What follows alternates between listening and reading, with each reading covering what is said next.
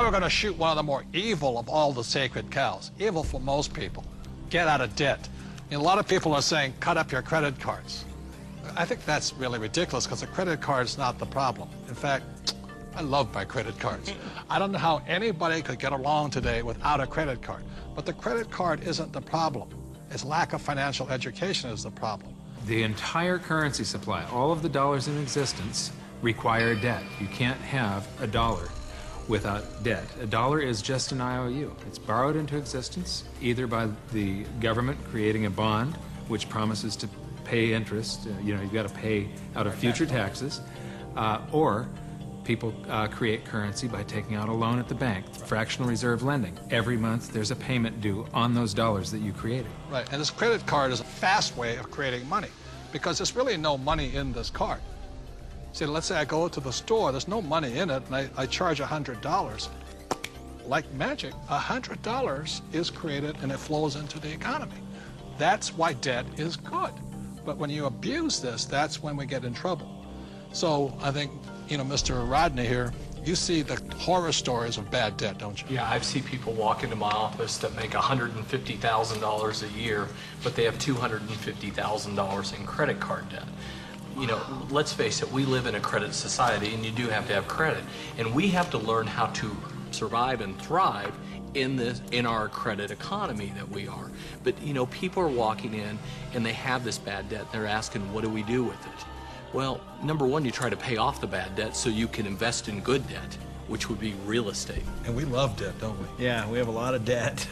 Our real estate that we own is all basically financed with our tenants. So that's what I consider to be good debt. So when we get real estate, we get proper leverage, and it's paid by all the residents who live in all of our projects. Well, and it's not just real estate. Business is the same way. I mean, we have good debt in business as well, so that the business is paying. We have debt in our business. That's how we grow, and it's the cash flow from the business that's able to pay the debt, and the debt creates more cash flow.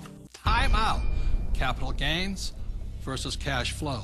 See, in my opinion, 90% of the people invest for capital gains. That's why they say, well, my stock price went up or my house went up in value. That's capital gains. People like myself understand cash flow. In other words, I want a steady paycheck every single month. For example, my apartment house, every month it puts cash flow in my pocket. So if you want to be rich, you have to know the difference between capital gains and cash flow. Capital gains is technically gambling. You're hoping something will change. Cash flow is more guaranteed. I want that income every month. So very intelligent investors invest for both capital gains and cash flow. People say, I like real estate. I don't really like real estate. I just love debt because it's so easy to get a loan on real estate, right? Well, here, I like the analogy that you use sometimes. Say if you put $1 million of cash into a mutual fund, you get whatever you get paid. But if you put $1 million of it in a down payment, for some kind of a commercial project like we have, you actually buy a $5 million project. Right. So you're actually getting a $5 million asset with $1 million versus $1 million of mutual funds, and so the value you're creating on that real estate is on the $5 million, not the $1 million. Well, by using banks' leverage. And the tax benefits that you get on the real estate isn't on the $1 million either. It's on the $5 million. So you not only increased leverage on your cash flow and on your growth in your asset, but you've also increased your leverage on your taxes. Well, here's what we're doing. We get these loans, the tenants are paying them off. That's the point. Oftentimes people don't look at that. And they're paying it off with after-tax dollars. Yeah, they're moving into our places, they're paying our rent, we're taking that rent and we're paying our mortgages, and our mortgages are getting paid down to zero. Wait a minute. Ken's talking about these $1 million deals. Let me tell you how I started. I'm somebody that knew absolutely nothing about money or financing or investing, and I began investing with a little 2-bedroom, 1-bath house, and this was back in 1989.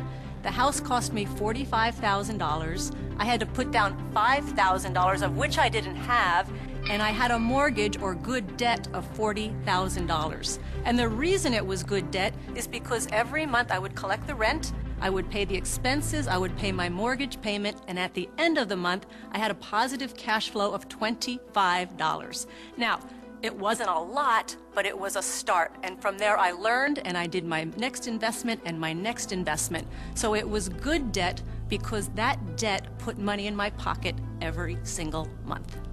Just if people understood that there is such a thing as good debt, because I don't know how many people I talk to, but when I talk about debt, oh man, debt is the dirtiest word in the world. That's the four-letter word, debt. Because they're not educated, no, that's why. And people are raised, and I was raised to get out of debt.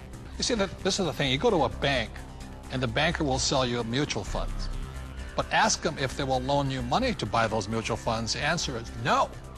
But if we go in and we say, we want to buy real estate, well, how much do you want? It's because there's collateral. Yes. They actually have something physical.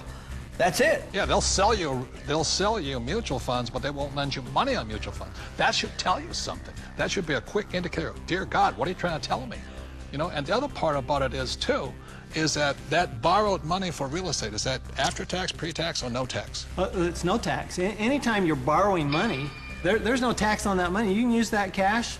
It's not taxable at all. So if somebody wants to borrow $1 million or save $1 million, it'll probably take them $2 million to save the million because tax is going to take 50% of it. Right. But I just go straight in and borrow $1 million, which they give us.